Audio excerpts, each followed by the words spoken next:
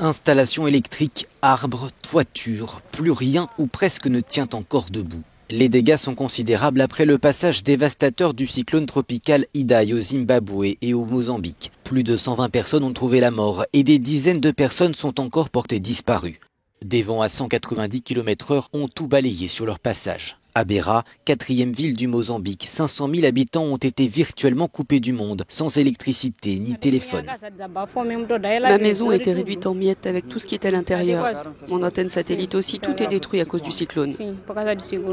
Des trompes d'eau se sont abattues sur de nombreux quartiers pauvres, noyant de nombreuses routes.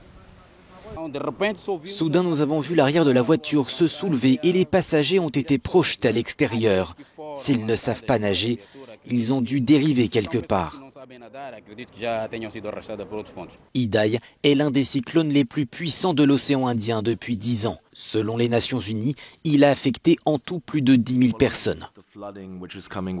Avec les inondations qui surviennent après les pluies diluviennes, il y a un grand risque de noyade, mais aussi de victimes qui sont écrasées.